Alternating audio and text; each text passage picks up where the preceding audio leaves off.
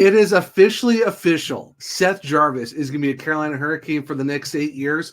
And why I and my guests both think that this is a perfect deal that no one can be upset about.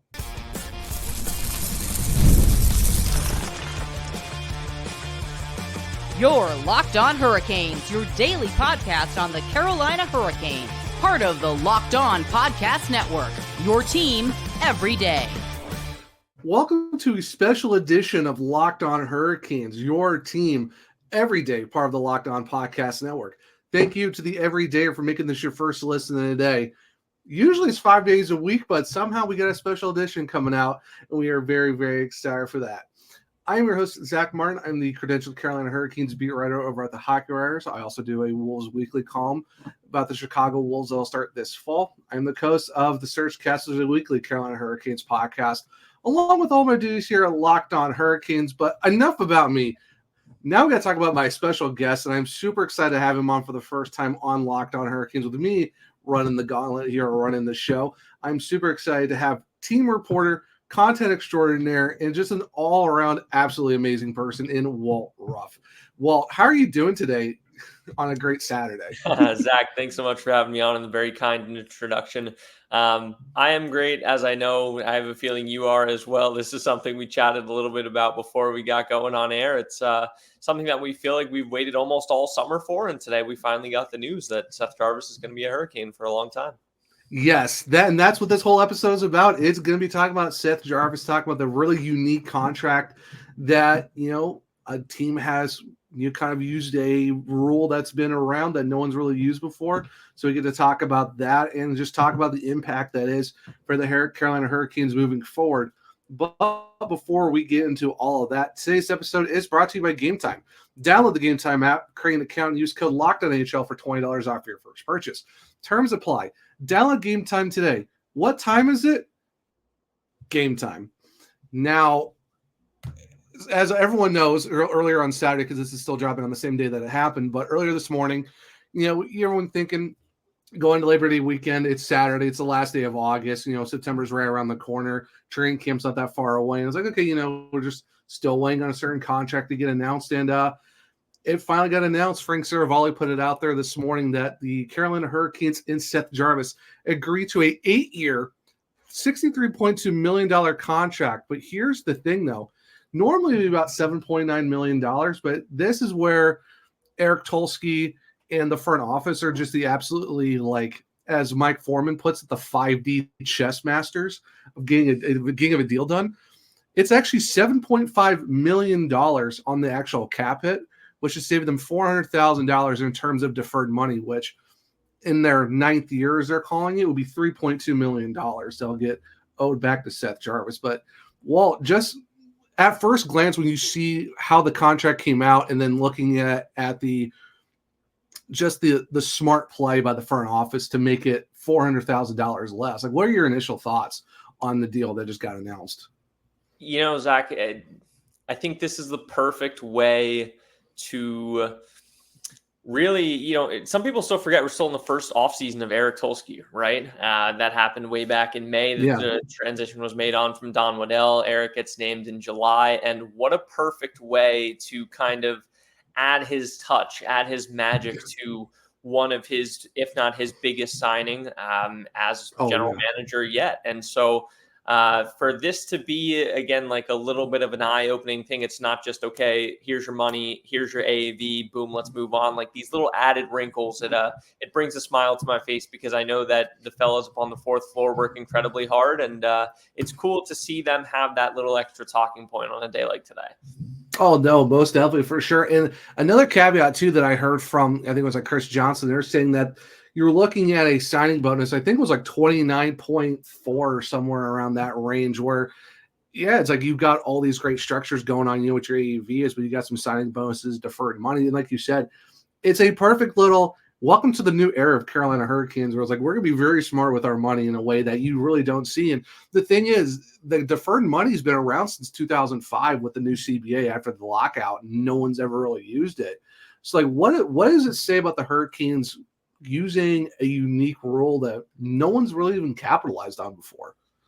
I think it shows that they're willing to get creative. We've seen in past years, right, that they've been willing to get creative in the form of the offer sheet with Jesperi Kotkaniemi and some of the way that they've approached some of the other players that have received longer term extensions. But again, this is just a new wrinkle, something that they're maybe new isn't the correct word, or underutilized, bit of way of thinking on this one. And so they were able to kind of flex their muscles with it a little bit. And I'm happy that everyone's finally getting to not only talk about Seth Jarvis being done, but again, give Eric Tulsky and his staff the proper credit on this one, and the agent as well, because a lot goes into this. This has been rumored for months, right? That the Seth Jarvis deal was happening. It was happening. And then for it to not only finally happen, but again, to get creative with it is pretty cool, if you ask me.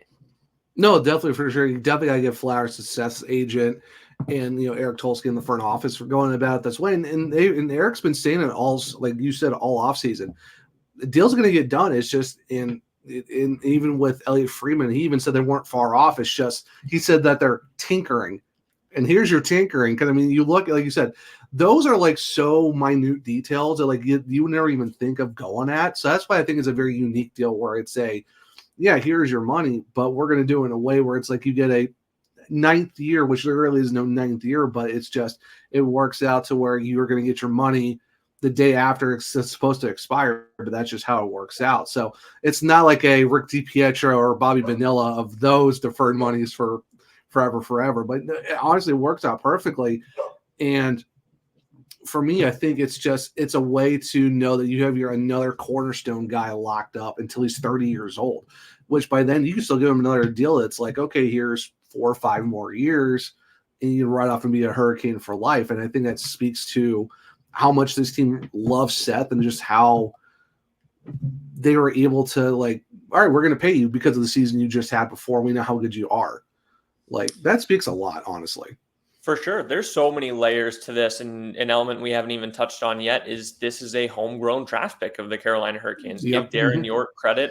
He was promoted earlier this summer as well. This was someone who he felt very confident in picking. I believe it was 13th overall in 2020. Yep. And from Portland Winterhawks, shout out. I know that there are a lot of people out there as well as they get their season going with their Neely Cup this weekend. I know that they're celebrating the news as well. But again, this is someone that they've drafted, they've developed, and in just a few short seasons have already seen his game grow to the fact that they were willing to give this long 8-year extension and gamble and saying, hey, we think his game's only going to continue to get better and better. I think there's a lot of reason for optimism in that. No, definitely, for sure. Like you said, you look over the trajectory of his career. You're going from being like, you're coming in kind of surprising everyone with coming out of camp, wondering if you're going to be around past your 10 days, sticks with the team, has a pretty good rookie season, does get some caller votes. Second year, some people could say, okay, might be a sophomore slump, but you, me, and everyone else is looking at it as no, he was just working on his defense, working on his 200-foot game. And then you said year 3, you look at a guy who basically got used in every asset of the Hurricanes, special teams on either side, 5-on-5, having a career year where you lead the team in power play goals, lead the team in playoff goals, tied in shorthanded, has career years in goals, assists, and points. I think like his shorthanded minutes went from 12 minutes 2 seasons ago to last year was over 126. That speaks a lot to how much trust Rod Brind'Amour has in Seth Jarvis, which is crazy to see. Precisely, and that's a great point to bring up because it's earned, not given, right? You really have to show that you can play in those crunch time and big situations under Rod Brind'Amour. And Seth's shown that from year 1 to year 3, you can certainly do that. And here's to hoping that years 4 through 11 or 12 are just the same. Yeah, right, exactly. And I'm sorry, it was actually 165 minutes. So that even speaks more how great that was. And you look at the power play points up to 20, time on ice goes up to almost 19 minutes, 9 game winning goals, not that far behind Sebastian Aho.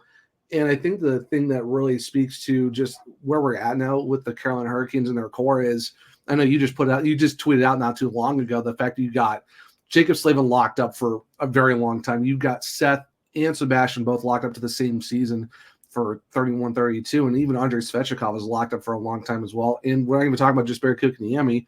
also is another long-term contract. So you have around like 4, 5, 6 guys that are basically going to be here for a really long time with this like, core that you just build around on. Definitely. And that's so important too, because you have to keep the big picture in mind. Yes, as we go into this new season, there's the feeling that the team did go a half step backward because of all that transpired on July 1 and the following days. You had players who deserved to get paid. They got paid elsewhere. So how do you retool? How do you embrace that half a step back and take that step forward? You have to have a core group, a core identity in the locker room and on the ice. And the Carolina Hurricanes added another piece to that and solidified it even further this morning with Seth Jarvis. No, definitely 100%. But guys, make sure to stick around because there's a lot more stuff we got to talk about Seth Jarvis and just how amazing this contract is when you look at it now and moving forward with everything that's going on with the cap space. So stick right here on a special Saturday Seth Jarvis edition of Locked On Hurricanes. You've heard us talking about FanDuel, America's #1 sportsbook. Well, we have something a little different for you. Now through September 22nd, all FanDuel customers can bet $5 and get a free 3-week free trial of NFL Sunday Ticket from YouTube and YouTube TV. Then with a YouTube TV base plan, you'll be able to watch every regular season Sunday afternoon out-of-market game. All you need is a Google account and a current form of payment, and you can cancel at any time. Just visit FanDuel.com to download America's #1 sportsbook. Thank you for making Locked On Hurricanes your first listen of the day. Your second listen is to enjoy the Locked On NHL podcast. Locked On NHL provides you with the national perspective on all things NHL each and every day, with national experts and local insight on every team in the league.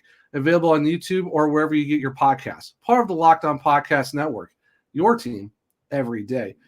And also, welcome back to segment 2 of the special Saturday Seth Jarvis edition of Locked On Hurricanes, your team every day.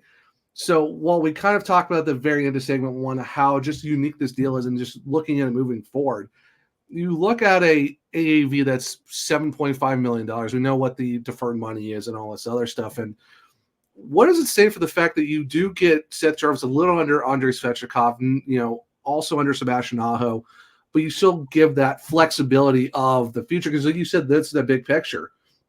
What does it say for the fact that they do give Seth Jarvis the bag, essentially, because he deserved it, obviously, but then still giving the team flexibility with the cap going up for the next however many years it's going to be? They're projecting up to $90, $100 million. What does that say with just how this worked out for both sides?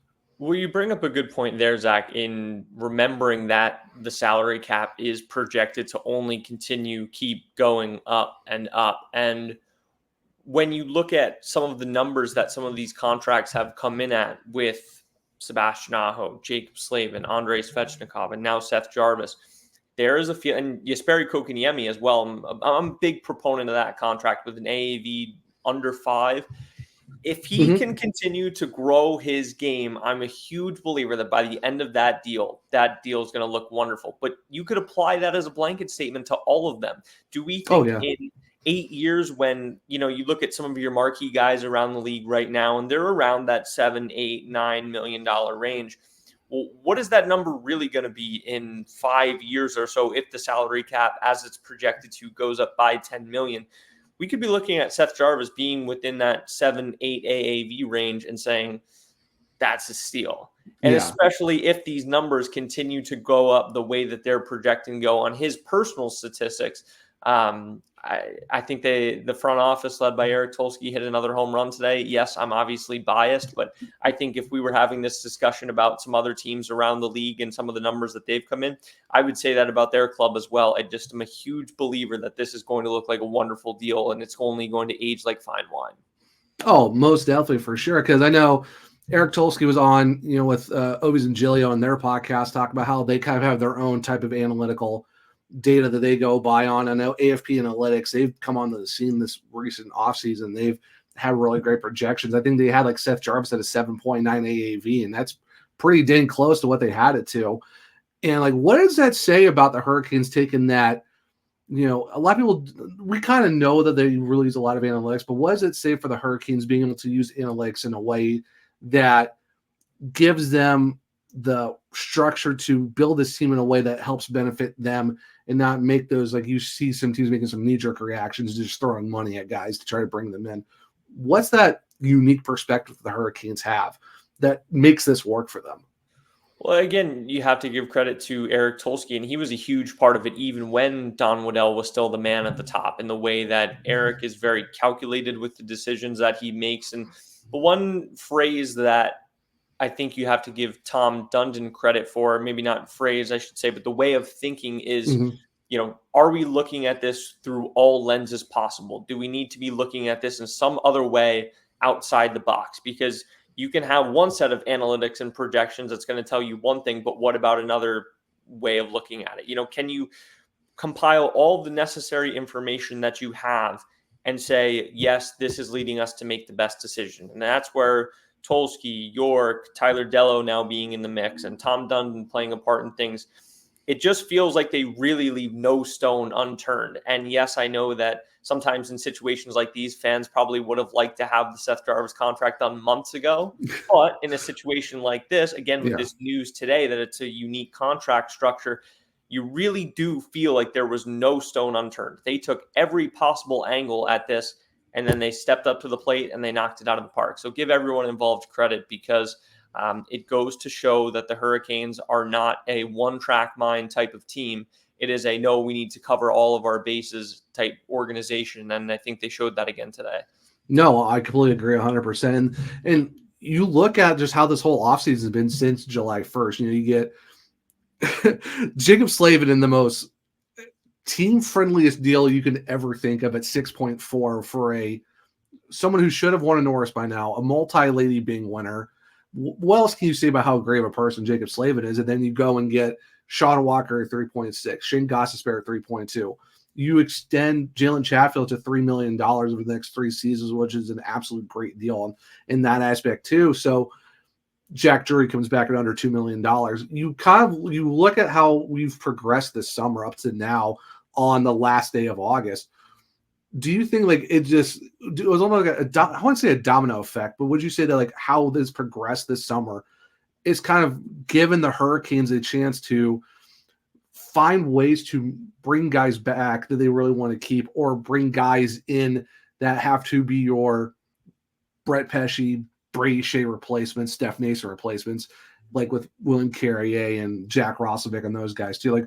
What does that say of just how the progression of the summer has been to where it all led to, we got a deal for Seth Jarvis that works for us, that makes things possible to, yes, like you said, maybe take that half step back, but still be able to have a competitive team that will make a playoffs for the 7th straight season? What I keep coming back to, Zach, is look at where we were, and I feel comfortable putting you and I as a part of it, along with the fan base as well. Look at where everyone was about 3 months ago to the day. It's May 31. The team's off of another unfortunate playoff bounce. Yeah. You have guys going out the door on July 1. It became okay, what are you going to do with this situation? Because as we sit here and say, yes, the team took half a step back, would it be completely out of line to say that a lot of people thought the team was going to take a full step back, if not more? I think that's fair to say.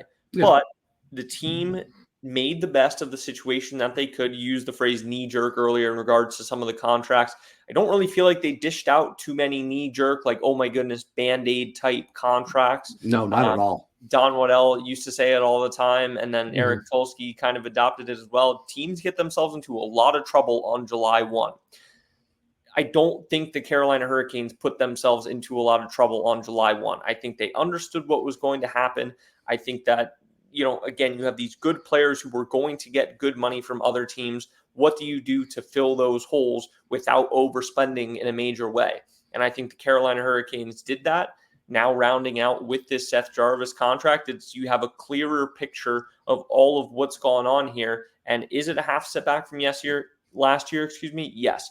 Is there still an option, whether it be, again, getting creative at the trade deadline or next summer? You have these windows and paths to get this team back to where it was in previous seasons. And who knows, who's to say that this team and this current roster won't have as much success as years past. We know the team has come up short in each season of these 6 that they've gotten to the playoffs, but the standard still remains the same. This is still going to expect to be a playoff team, and I think that they have the ability to do that, and they didn't, for lack of a better way to put it, screw themselves in the long term. No, definitely for sure. Yeah, definitely for sure. And I agree with that. It's a fact that, yeah, it's just one of those things where we both said there's no knee-jerk reactions. All the contracts they've had, like you look at, yes, Pesci and Shea both combined got 12.5, but then you look at Jalen Chatfield, Gossespierre, and Walker, all under $10 million. You can't really be upset with that. Jack Roslovic for under 2.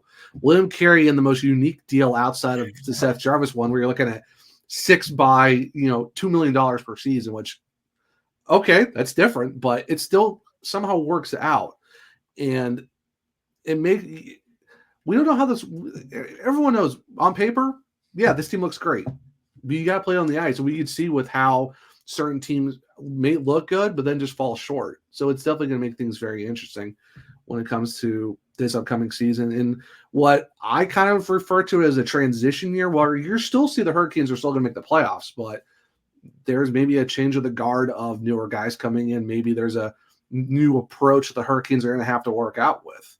So, yeah, definitely. And, the beauty of it is we're now only a couple of weeks away. I guess if there was one benefit to waiting so long to talking and go over the Seth Jarvis contract, it's almost time to put up or shut up, right? Because training camp's about 3 weeks away at this point. Really, we're only about a week to 10 days away from getting the ball going. The first rookie camp practice, I believe, is sometime around September 10th or 11th. Mm-hmm. They're going to go to Nashville for a couple of days. They're going to participate in the rookie tournament, come back. There's like a 1-day gap until training camp. Training camp rolls right into preseason into the regular season. And we're going to find out really quick, Zach. We don't have to wait too much longer to find out how things are going to shake out.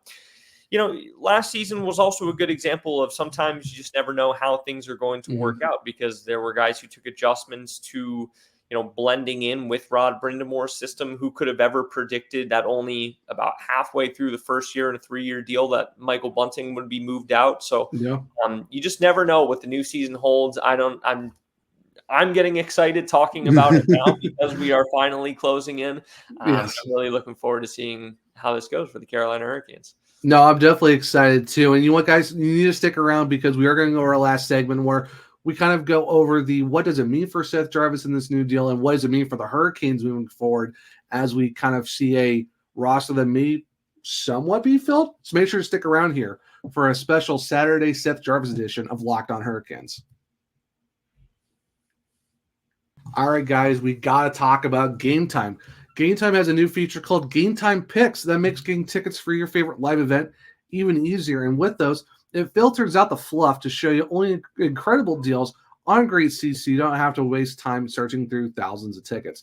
And being said with that, their creative deals make it easier to find the best prices on their great seats, along with their amazing super deals and their seat viewfinder, which for me is the best part of the entire app. With their Gametime Picks, you can curate it to make it easier to save more on sports, along with concerts, comedy theaters, and so much more. If there's a special concert you want to go to in Raleigh this summer, Gametime might have the perfect ticket for you. Looking into theater, you might have that as well. And if you toggle this feature, it shows the total up front with no surprise fees at checkout. And the seat viewfinder that I mentioned earlier, you get a panoramic view from your seat in the app before you buy, so there's no obstructive views, no weird angles, and all that stuff. You'll know what you're looking at before you even buy the ticket, and even before you get to the event itself. So that being said, just take the guesswork out of buying tickets with Gametime. Download the Gametime app, create an account, and use code LOCKEDONHL for $20 off your first purchase. Terms apply. Again, create an account and redeem code LOCKEDONNHL. That's LOCKEDONNHL for $20 off. Download Gametime today. What time is it? Gametime. Welcome back to a segment 3 of Locked On Hurricanes, your team every day. So we talked about the very end of segment 2, how we're getting very excited for this upcoming season. I know I am. We are, like you said, going into September. We are officially today 41 days away from opening night on October 11th against the Tampa Bay Lightning in an interesting back-to-back to kick off a season, because why not? Thank you, NHL schedulers, for this wrinkle of how this is going to play out. But with the Seth Jarvis contract, we know it's done. Thankfully, we know what it's like. We know how long it's going to be. On paper, you look at Puckpedia and just how the roster is kind of set up with some finagling of some, because I know they're like $1 million over. I know there's going to be some finagling they got to do with some contracts and stuff like that. They're projected to be right at $0 when the season does start. Because we know there's that deadline of you got to be cap compliant and all that. Do you possibly see the Hurricanes making any other free agent moves, or is this going to be a lot of let's go to camp, let's see what guys make some surprise moves, and do you see more of just internal roster shuffling going into the season? The two things that come to mind here for me, Zach, is I guess the beauty of it is you and I have no idea, right? Yep. But probably have an idea. Eric Tulsky.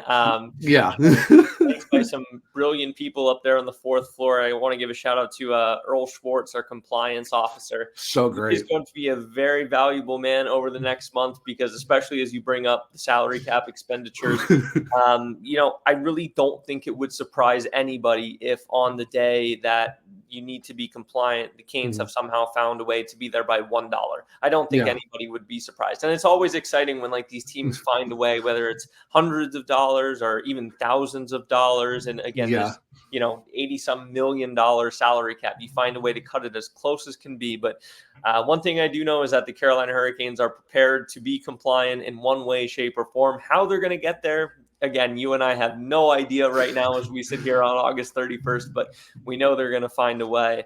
And the other thing that comes to mind that also ties in with the Seth Jarvis contract is look where we are in this position, Zach. And 3 years ago, Seth Jarvis, 2020 first-round pick, comes to training camp. Who could have possibly predicted that not only does he stick around, but he evolves into what he's already become in 3 short years? That 2021 training camp, he could have gone back to Portland. He was still eligible to play for the Winterhawks. And there was this big, do we keep him? Do we not keep him? He showed he can be here to stay. Well, let's assess where the Carolina Hurricanes are going into this year's roster. I know that getting into projected lineups can be a little bit of dicey, but the door seems to be open for one of the potential young bucks up front to potentially claim a roster spot. You've got kids like Bradley Nadeau, Jackson Blake, Felix Unger-Sorum. Again, all 3 eligible to go to the American Hockey League if they need this season. But what if, right? Yeah. That's what my mind spins back to in these situations. It's hard to, certainly not an expectation on any of those kids by any means, as I don't think it was an expectation of Seth Jarvis to make the team in 2021. But I think it provides a sense of optimism that, hey, it can be done. One of these 3 young kids, maybe someone else who I haven't mentioned, could step up and take the lead here. I mean, if Vasily Ponomarev hadn't gotten hurt on the first day of training camp last year, is he still a Hurricane right now? I mean, who knows, right? There's all this what ifs, and the what ifs are a dangerous game, but we fell in love with Felix Unger-Sorum very quickly. We got to see what he could do. He didn't look out of place at all. So I'm curious to see what he'll do in this camp. But the excitement is certainly building here as we get set to turn the calendar to September tomorrow. I know it definitely is exciting. Yeah, there's like just the way the roster's kind of structured now, and like you said, who could maybe do a breakout. You're talking like an NHL shot and Bradley Nadeau, Jackson Blake, Hobie Baker finalist. Probably looks one of the most complete Rod Brindamore-esque system guys. Felix Unger-Sorum's really good too. And I'm excited to see what the rookie camp shows out too, because I know I noticed a little PTO in Skylar Brindamore. I know it hasn't really been announced, but who really knows? I mean, hopefully it works out to where maybe he's in Chicago and still with the system in some way, but you can't be upset when you got a team legend and Raleigh's own being penciled in as a PTO. But in looking at going back to Seth Jarvis, and you mentioned how where his projection has been, where he's gone to, he sits 51st right now all time in points on the franchise. And I did some calculations. If he gets, I think it was 65 points, it'll actually put him 30th all time in team points, which is crazy to think that you're looking 4 seasons in and he's already 30. And then if you try to extrapolate it over, let's say season 4, then possibly season 5 next year, if he hits a certain number, I think it's like 100. I think it's 85 points per season. So you're looking at 170. he could hit 20th all time. That includes Justin Williams, who is 20 right now. Jacob Slavin's 21st, only 44 points back. Let's say in some weird looking down the road type thing, do we see Seth Jarvis being 20th all time in points already for the Hurricanes? And what does that say about just, like you said, Darren York and his amazing amateur staff found this kid, picked him at 13th. Thank you, Toronto Maple Leafs, for the Patrick Marleau 3-team trade to make that work. But what does that say of a possible that Seth Jarvis could be a top 20 points getter already for this franchise? 5, maybe not even 5.5 seasons in.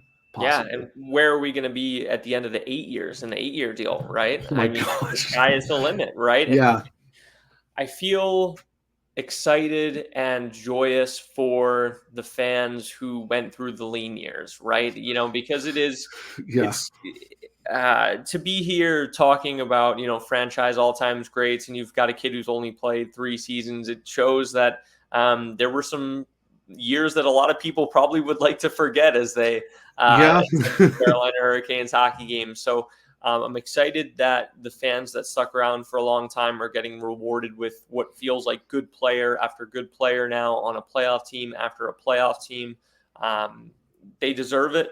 And it feels good that this is another step in the pipeline, only continuing further. Again, another drafted, another developed player. Gone are the days of intentionally overspending in free agency to get to the cap floor. It is in some ways an embarrassment of riches of good players. And when you look at the prospect pipeline and who's coming up and who could be making this impact over the next couple of years, I'm super happy for the fan base, and I hope that they're able to enjoy the next 8 years of Seth Jarvis. I am very looking forward to it. I'm excited to see what more, like, just quotes, just the antics, and just the overall, like, the president of the Fun Time Club that is Seth Jarvis. And before we let you go, Walt, I have to ask, is there a story that you can share about Seth Jarvis that just to send us off into the sunset of just how an exciting kickoff to Labor Day weekend is to have Mr. Seth Jarvis being a Carolina Hurricane for the next 8 seasons? Oh, wow. There's so many. Yeah. What stands out to me really, Zach, is that, again, we're not just talking about a kid or a young individual who has found a way to blend in with a group and a culture in the locker room. Like, he is an integral part of the culture in the locker room already. 100%. To describe him before. I don't even love it anymore because I do feel like it's condescending. I don't mean it. I love the kid with my whole heart. He's kind of the village idiot, right? Like, anytime that there's a burst of laughter in the locker room, it's either because of him or he started something that's resulted in that. So he's not only been able to be himself in this locker room, but the locker room around him has embraced him and made him a part of this very important team culture. Again, sometimes when you get young men going into sometimes more veteran locker rooms, the kid's journey can go a completely different way. It's not always smooth sailing. Someone might have pulled him to the side before and said, hey, man, we got to scale back some of this stuff. But everyone can sense from the team social media voice to actually physically being in the locker room, like, this is authentically Seth Jarvis. You get who you get, and that's not changing at this point. He's going to mature as he gets older, so maybe we'll get some of these, less outlandish quotes and pranks and all the things that we like to enjoy from afar. But I hope that he doesn't lose that, because he's always been this wonderful human being. You can tell he was raised well. I'm super happy for his mom, Tracy, and his whole family. Because this feels like a really important moment for the current Carolina Hurricanes roster. And congratulations to Seth. He should be very proud of it. Yeah, no, definitely big congratulations to him. Super excited to see what comes in. Honestly, that's probably the best way to end this. Walt, thank you so much for taking time to meet today. I know it's kind of like before we recorded, like not even an hour or so ago, I'm like, Walt, can you come on? We got to talk about Seth Jarvis. I appreciate you taking the time to be like, Sure, why not? So big thank you as always to thanks for having me on. I appreciate it. It was a long time coming. I know we talked before we got going on air. This was something that we had to be prepared for, whether it was May 25th or whether it was going to be here we are now August 31st or potentially even later. Thankfully, it wasn't any later, but I'm happy we got to do this, and I appreciate you having me on, Zach. Yeah, no, of course. But before we let you go, where can people find you and find the amazing content that you produce with us, for us, I should say, which is always top notch every single day. It's just so great. Where can people find that and find you? Well, thank you. It's very kind. I'll always send people to hurricanes.com or nhl.com/hurricanes. I want to give a shout out. We now have someone else helping contribute on the website there, Peter Dewar, from the Portland Winterhawks, who just joined us earlier this month. He's done incredible things there as well. So always encourage you to check out there. And for those on X, you can find me at Walt Ruff. Yes, please. If you haven't already, which I don't know why you haven't, make sure to go do that. And big awesome to Peter Dewar for coming over. Somehow that pipeline from Portland to Carolina looks a little bit richer as the seasons go on, for sure. But thank you everyone for making Locked On Hurricanes your first listen today. Now go out and check out Locked On NHL podcast, where the season never ends, providing national expertise with a local perspective. You can find a link to Locked On NHL in the description, so you don't need to search. Part of the Locked On Podcast Network, your team every day. If you want to follow me and all the things I'm doing with the Carolina Hurricanes and the Chicago Wolves this upcoming season, check me out on OneTrue. Zach on X. Podcast is LO_Hurricanes. There's a link to my bio where you can find all of my articles at the Hockey Writers, along with everything that I do with the Searchcast on audio and YouTube side of things. And for this podcast, there is a link to listen to this on all podcast platforms. Leave a 5-star rating and review, because if you do read it, or if you do send it, I'll make sure to read it on the podcast. And if you're on YouTube, hit subscribe, hit the bell notification so you don't miss the show, hit the thumbs up button to let me know that you liked the episode. And in the comments, let me know what you're most excited about for Seth Jarvis and his new contract extension, and what kind of story that you love or things that you love about Seth Jarvis. Because this is just about we're celebrating a Seth Jarvis day here on Locked On Hurricanes. So make sure to drop it in the description. Make sure to share with all other Caniacs so they become everydayers just like you, because we are over 940 subscribers. We are on the road to 1,000. If we get to 1,000, I might do something special for you guys. But I hope everyone enjoys their Saturday. Hope everyone enjoys their Labor Day weekend. Enjoy celebrating that is Seth Jarvis' new contract extension. And until next time, as always, guys, let's go Canes.